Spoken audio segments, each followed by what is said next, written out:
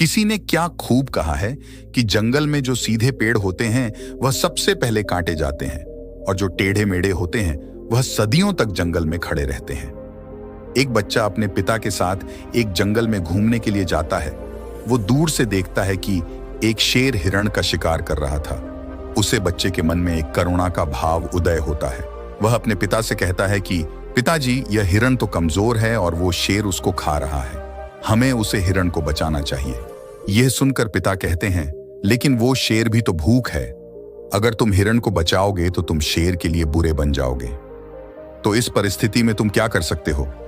अब यह बात हम सबके लिए सोचने की एक जगह, जहां हम किसी का फायदा कर रहे होते हैं, दूसरी जगह किसी का नुकसान कर रहे होते हैं। जैसे एक सिक्के के दो पहलू होते हैं, उसी तरह अच्छाई और बुराई के भी दो पहलू होते हैं। तो सवाल यह है कि किसी आदमी को कोई अच्छा काम करना है, अच्छा बनना है, तो वो किस तरह का काम करे जो किसी को आहत ना पहुंचाए।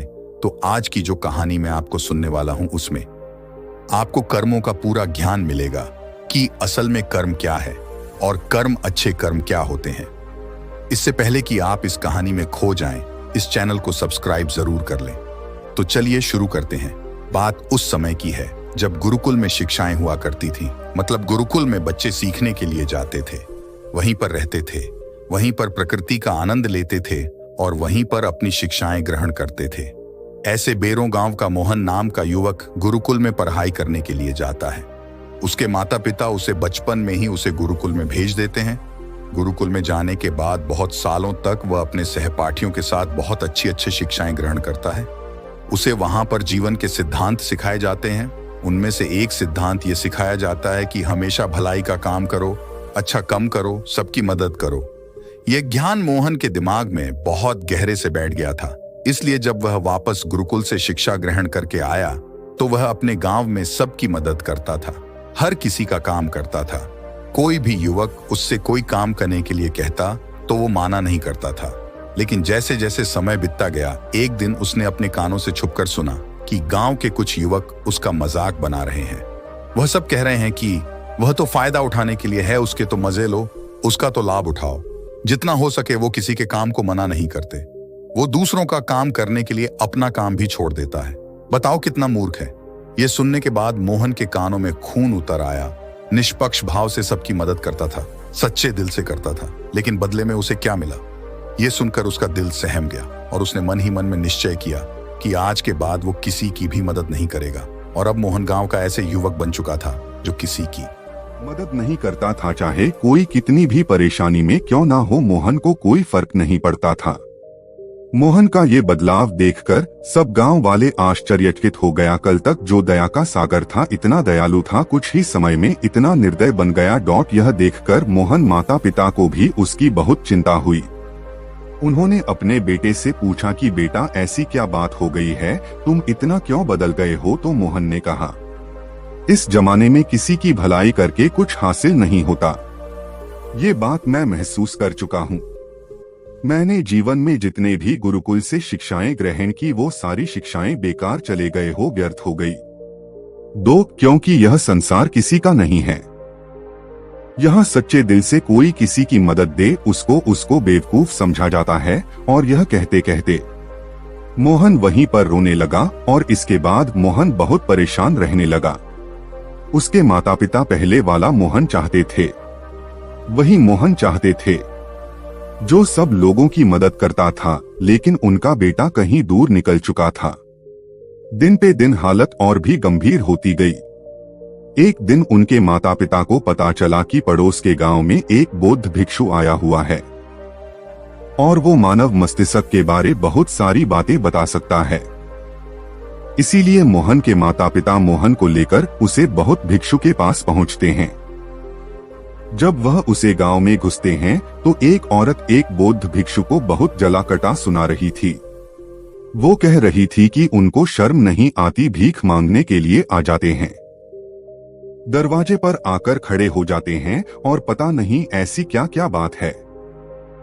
लेकिन बौद्ध तो भिक्षा मांग कर ही खाते हैं, उन्हें तो सब कुछ सहना पड़ता है। इसीलिए वह बौद्ध भिक्षु एकदम शांत खड़ा हुआ था। उसमें क्रोध का भाव तिनका मात्रा भी नहीं था। जब उस भिक्षु को उस घर से भिक्षा नहीं मिली तो वो दूसरे दूसरे घरों की तरफ निकल गया। यह सारा दृश्य मोहन भी देख रहा था। इसके बाद उसके माता पिता उसे गांव के लोगों से पूछकर उसे बौद्ध भिक्षु के ठिकाने पर पहुंचते हैं।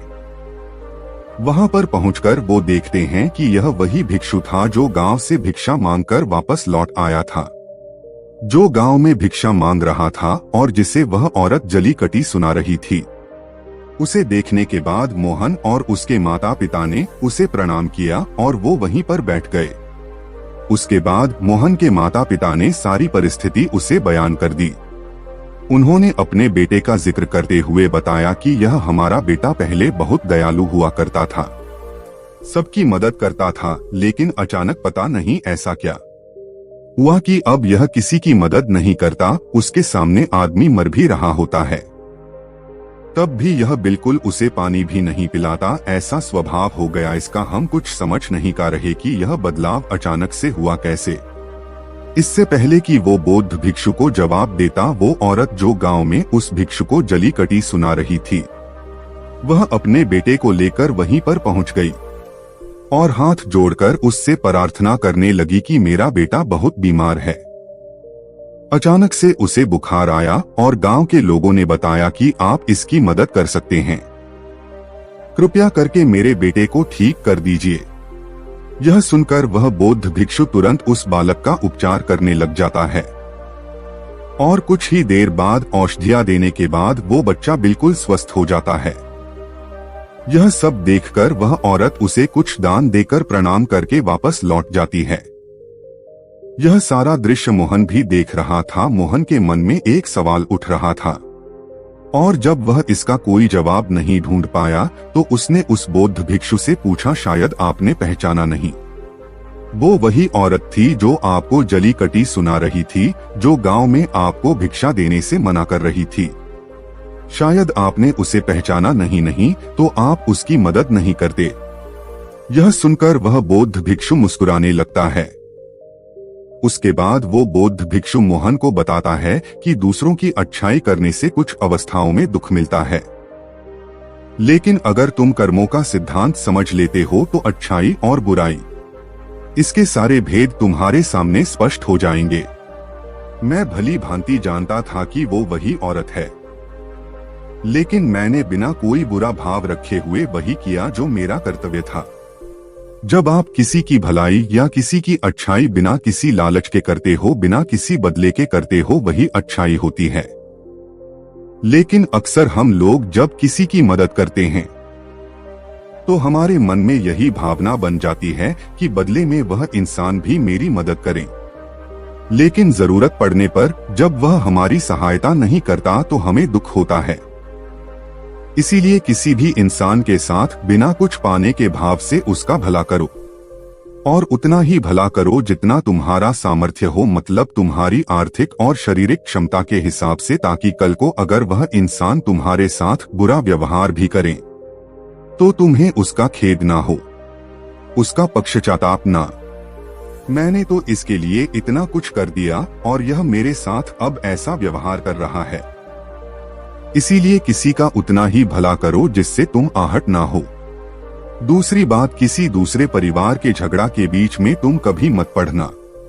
अगर कोई पति पत्नी आपस में लड़ रहे हैं और वह पति अपनी पत्नी को पीट रहा है और तुम उसे बचाने के लिए पहुंच जाते हो कि तुम भी औरत को क्यों पीट रहे हो, तो ऐसा करना तुमको संकट में डाल सकता है, क्योंकि वही औरत जिसकी तुम मदद करने के लिए गए हो वो यह कह सकती है कि यह हमारी आपस की बात है, तुम्हें इससे क्या लेना देना, और इसका तुम्हारे पास कोई जवाब नहीं होगा। इसीलिए दूसरे के फटे में कभी टांग मत अड़ाना। 3, अगर ऐसी स्थिति कभी पैदा हो जाए, कोई तुमसे मदद मांगे तो दरबारी तक खबर पहुंचा दो, अदालत उसका फैसला करेगी। तीसरी बात, अपने विवेक का इस्तेमाल करो।